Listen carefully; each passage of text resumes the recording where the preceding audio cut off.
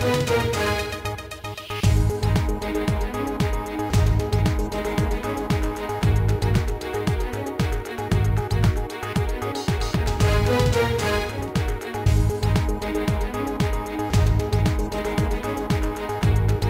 আজকের বাংলাদেশে, আপনাদের সঙ্গে আছে আমি খালেদ মুহিউদ্দিন। জনগণের শাসন কঠিন এক অবস্থার মুখে সংসদে রাষ্ট্রপতির ভাষণে এলো সেই ইঙ্গিত। প্রায় একই কথা বলে বিবাদে লিপ্ত দেশের প্রধান দুই দল, এতে দুর্ভোগে সেই জনতাই। এসব নিয়ে আজকে আলোচনা গণতন্ত্রের চ্যালেঞ্জ। কথা বলতে স্টুডিওতে আছেন আওয়ামী লীগের সাংগঠনিক সম্পাদক আহমদ হোসেন, আছেন বাসদ নেতা রাজিকুজ্জামান রতন এবং ঢাকা বিশ্ববিদ্যালয় ছাত্র দলের সাবেক সভাপতি মনির হোসেন। সঙ্গে আরো আছেন জাতীয় পার্টির চেয়ারম্যানের বিশেষ উপদেষ্টা মুখপাত্র ববি হাজ্জাজ। স্বাগত আপনাদের। আমি আহমদ হোসেন ভাই, আপনাকে প্রথমে জিজ্ঞেস করতে চাই যে বেগম জিয়াকে নয়াপল্টন কার্যালয়ে যেতে না দেওয়ার ভুল সিদ্ধান্তের কারণে আমাদের এখন এই দুর্ভোগের মধ্যে দিয়ে যেতে হচ্ছে কিনা? ধন্যবাদ আপনাকে। আজকের বাংলাদেশ কেমন, আজকে কেমন বাংলাদেশে আমরা আছি, আপনি যে প্রশ্নটি করলেন সিদ্ধান্তটা কি ভুল ছিল না সঠিক ছিল, আজকে বিএনপি চেয়ারপারসন খালেদা জিয়ার সাংবাদিক সম্মেলনের বক্তব্যের মধ্য দিয়ে কিন্তু তা প্রমাণিত হয়েছে। আজকে যে বাংলাদেশে আপনি বলছেন যে আজকে আপনি ঢাকা মেডিকেল কলেজ বার্ন ইউনিটের ছবিটা দেখেন, জি সেটি তো সেখানে মানুষ মৃত্যু যন্ত্রণায় কাতরাচ্ছে, রাইট, শিশুর শ্বাসনালী পুড়ে গেছে, আপনার মানুষ প্রতিদিন মারা যাচ্ছে, পেট্রোল বোমায় আহত হচ্ছে। ইডেন কলেজের দুজন ছাত্রী গতকালকে আহত হয়েছে। এবং আজকে বেগম খালেদা জিয়া যে তিনি সাংবাদিক সম্মেলন করলেন, তিনি কি অবরুদ্ধ অবস্থায় করেছেন না অবরুদ্ধ থেকে মুক্ত? আহমদ ভাই, আমি কথাটা বলছি এই কারণে নয়াপল্টন কার্যালয়ে বেগম জিয়াকে যেতে না দেওয়ার ভুল সিদ্ধান্তের কারণে এত কিছু ঘটলো কিনা? নয়াপল্টনে যাওয়ার ব্যাপারে আমাদের সিদ্ধান্ত সঠিক ছিল বলে নতুন করে প্রমাণিত হয়েছে। কেন, তিনি তো অবরুদ্ধ যে ছিলেন না, আমরা বারবার বলেছি। আজকে দেশের মানুষের কাছে কি প্রমাণিত হলো? মানুষের কাছে প্রমাণিত হলো 3 জানুয়ারি থেকে 5 জানুয়ারি করেছেন, প্রতারণা করছেন। আজকে আমি কি বলবো, আমার হৃদয়টা আজকে কি অবস্থায় আছে জানেন? যন্ত্রণায় কাতুর। কারণ আজকে মিঠাপুকুরের সেই রহিমা খাতুন তার শিশু সন্তানকে বুকে আঁকড়ে ধরে সে পুড়ে পুড়ে একই যন্ত্রণা আমরা সবাই। আমরা কোথায় যাবো আজকে বাংলাদেশে? আপনি আমার পক্ষে না দাঁড়ান, সেটা আপনার ভুল সিদ্ধান্তের কারণে। আমার পক্ষে না দাঁড়ান, আপনি শান্তির পক্ষে দাঁড়ান। আপনার ভুল সিদ্ধান্তের কারণে সেটা হলো কিনা? আমি কি সন্ত্রাসের পক্ষে দাঁড়াবো? আহমদ ভাই, সেটা আপনাদের ভুল সিদ্ধান্তের কারণে। আমাদের ভুল সিদ্ধান্ত কি সন্ত্রাসের বিরুদ্ধে যদি সিদ্ধান্ত হয় সেই সিদ্ধান্ত কি ভুল? আপনারা বেগম জিয়াকে ফ্রান্সে যে আজকে ফ্রান্স গভর্নমেন্ট সন্ত্রাসের বিরুদ্ধে যুদ্ধ ঘোষণা করেছে, এটা কি তাদের ভুল সিদ্ধান্ত? বেলজিয়ামে আজকে যেখানে সেনাবাহিনী মুভ করছে সন্ত্রাসের বিরুদ্ধে, এটা কি ভুল সিদ্ধান্ত? কাজেই সন্ত্রাসের বিরুদ্ধে সিদ্ধান্ত গ্রহণ কি ভুল? শান্তির পক্ষে সিদ্ধান্ত গ্রহণ কি ভুল? আপনারা বেগম জিয়াকে নয়াপল্টন কার্যালয়ে যেতে দেন নাই, তারপর থেকে আমরা অবরোধ। আমাকে বুঝতে হবে, ডিফাইন করতে হবে যে বাংলাদেশের সন্ত্রাসের হুতাকে, সন্ত্রাসের মদত পুষ্ট কে, সন্ত্রাসকে মদত দিচ্ছেন কে? আজকের সাংবাদিক সম্মেলনের মধ্য দিয়ে খালেদা জিয়া বললেন যে অবরোধ চলবে। অবরোধ মানেই হচ্ছে আপনার পেট্রোল বোমা আবার চলবে, বাসে আগুন চলবে, আমি কথাটা বলছি। আপনি আমাকে ডেকেছেন, আমি খুশি হয়েছি যে ইয়াহিয়া খান যে পুরা নীতি অবলম্বন করেছিল যে বাংলাদেশের মানুষ সব শেষ হয়ে যাক। আমার তো আজকে খালেদা জিয়ার অবরোধ চলবে এই বক্তব্যের মধ্যে আমি সেই পুরা নীতির গন্ধ পাচ্ছি যে বাংলাদেশের মানুষ শেষ হয়ে যাক, সব শেষ হয়ে যাক, আমি শুধু বেঁচে থাকি, তবু আমার অভিলাষ পূর্ণ করতে হবে। পুরা নীতিকে এবং এই সন্ত্রাসের বিরুদ্ধে আমার পক্ষে না দাঁড়ান, প্রধানমন্ত্রী শেখ হাসিনার পক্ষে কথা না বলেন, কিন্তু শান্তির পক্ষে কথা বলেন। শান্তির পক্ষে কথা বললেই প্রধানমন্ত্রী শেখ হাসিনার যে স্ট্যান্ড ভিশনকে আপনি সমর্থন করবেন। আমরা সন্ত্রাসমুক্ত বাংলাদেশ চাই, আমরা অবরোধের নামে বাংলাদেশের মানুষ নিহত হোক, পুড়ে পুড়ে শেষ হয়ে যাক। জনাব আহমদ হোসেন, আপনাকে ধন্যবাদ। রাজিকুজ্জামান রতন ভাই, দুই প্রধান দলকে যতই আপনি নিন্দা মন্দ করেন, সংকট নিরসনে তাদের মুখোমুখি হয়ে থাকতে হয়। আপনাদের নিজেকে ব্যর্থ রাজনীতিবিদ মনে হয় কিনা? আমাকে ব্যর্থ রাজনীতিবিদ মনে হয় না। আমরা মনে হয় যে আমরা ব্যর্থতার আবর্তের মধ্যে আবর্তিত হচ্ছি। এখন দুই রাজনৈতিক দল, দুই বুর্জোয়া রাজনৈতিক দল, তারাই সমস্যার সৃষ্টিকর্তা এবং আমরা তার কাছেই সমাধানটা খুঁজতে চাইছি। এই যে আবর্তের মধ্যে যতদিন আমরা থাকবো ততদিন শুধু আমরা ব্যর্থ হবো তা না, আমাদের দেশের যা সম্ভাবনা ছিল সেগুলোকে বিনষ্ট করা হবে। যেমন ধরুন, কিন্তু রাজনীতিবিদ হিসেবে আপনাদের যে কোনো প্রভাব নাই, সেটা আপনার কাছে ব্যর্থ মনে হয় কিনা? না, এটা আমাদের ব্যর্থতা নয়, এটা বলতে হবে 15 দিন ধরে দেশ এক ধরনের অচল অবস্থার মধ্যে আসছে। একবার আমরা আওয়ামী লীগের কাছে যাচ্ছি, একবার বিএনপির কাছে যাচ্ছি, আমরা তো আপনাদের কোনো প্রভাব কোথাও দেখতে পাচ্ছি না। আপনারা বারবার বলছেন এটা যেমন আমাদের, যদি বলি আমাদের দুর্বলতা, ঠিক একই ভাবে বলবো আমাদের দেশের জনগণের মধ্যেও এই সচেতনতার জায়গাটা আমরা তৈরি করতে পারিনি। যেটা হলো যে জনগণ যাদের দ্বারা সাফারার হয় তাদের কাছেই কেন বারবার যায়। যেমন ধরুন গণতন্ত্রের সীমাটা কত দূর হয়ে দাঁড়িয়েছে। বিএনপি যখন ক্ষমতায় থাকে তখন আওয়ামী লীগের গণতন্ত্রের সীমা কতটুকু, বঙ্গবন্ধু এভিনিউ পর্যন্ত, আর আওয়ামী লীগ ক্ষমতায় থাকলে বিএনপির গণতন্ত্রের সীমা কতটুকু। ফলে একসময় বলা হয়েছিল বুর্জোয়া গণতন্ত্রের কথা বলা ছিল, কোথায় তোমার গণতন্ত্রের সীমা, কোথায় তোমার স্বাধীনতার সীমা, the limit of your freedom is there where it will not cut others freedom. এখন কি, এখন বলেছে যে আমার হাত যতদূর পর্যন্ত যাবে ততদূরই হচ্ছে তোমার গণতন্ত্রের সীমা। ফলে রাষ্ট্র ব্যবস্থাটাকে আমরা শাসন পরিচালনার পরিবর্তে শাসন ক্ষমতা দখলের এমন এক মারমুখী প্রতিদ্বন্দ্বিতায় লিপ্ত হয়েছি।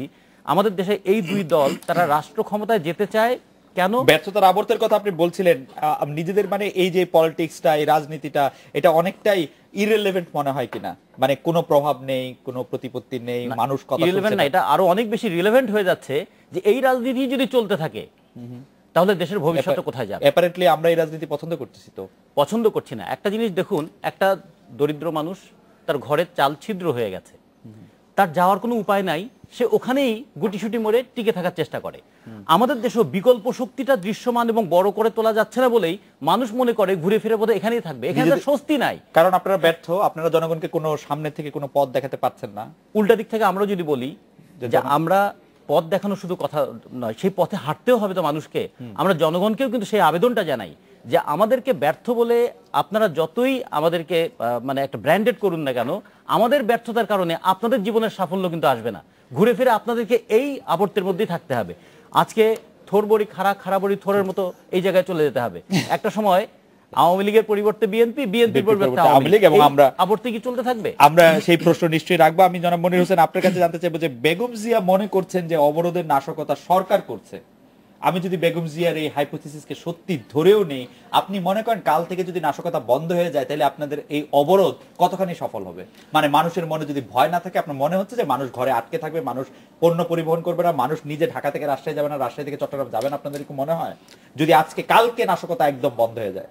ধন্যবাদ আপনাকে, সম্মানিত আলোচকবৃন্দ, আমন্ত্রিত অতিথিবৃন্দ এবং যারা আজকে শুনছেন, আমি সবাইকে আমার পক্ষ থেকে শুভেচ্ছা এবং অভিনন্দন জানাচ্ছি।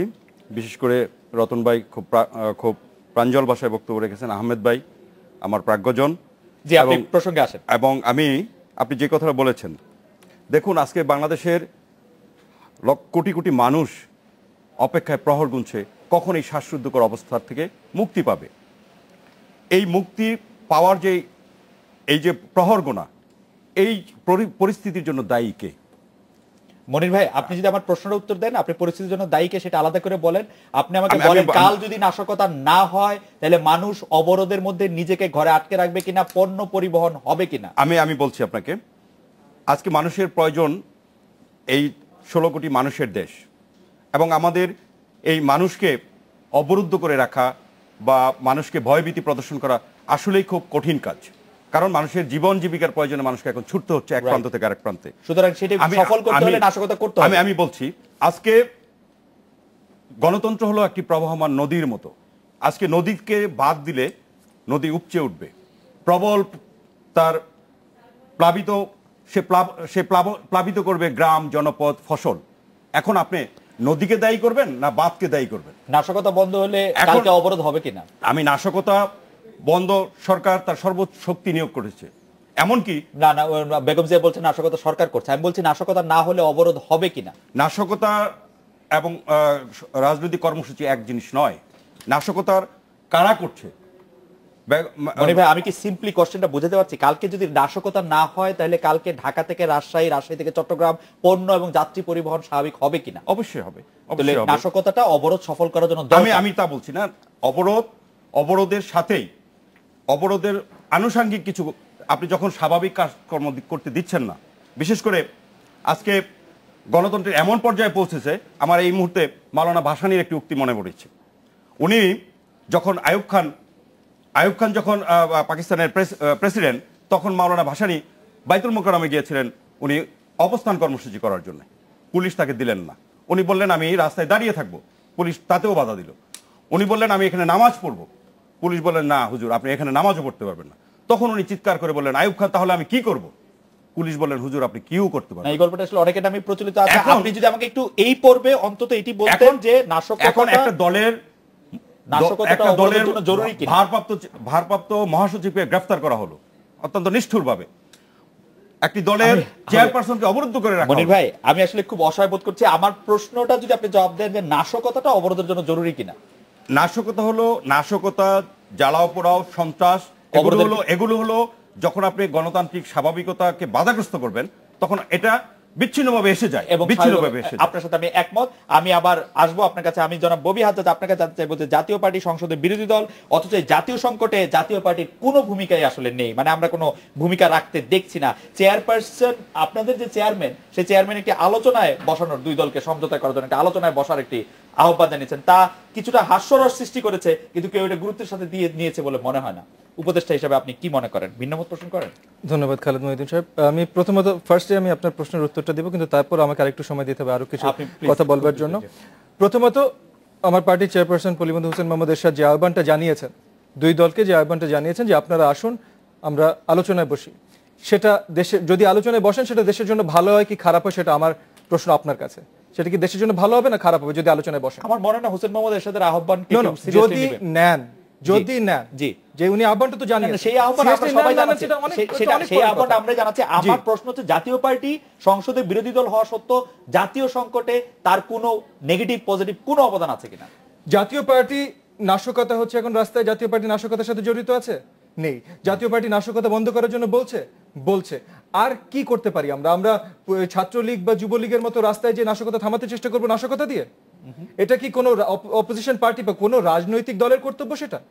আপনারা কি জাতীয় পার্টির পক্ষ থেকে এই নাশকতার বিরুদ্ধে যাতে একটা সামাজিক তৈরি হয় তার কোনো আহ্বান জানিয়েছেন বা এই আহ্বানে কোনো সেই আহ্বানে কোনো আপনারা শান্তির জন্য গত পরশুদিন আমরা একটা ইতিবাচক প্রতিক্রিয়া পেয়েছেন এবং আমরা এটা নিয়ে অনেক আলোচনাও শুরু করেছি।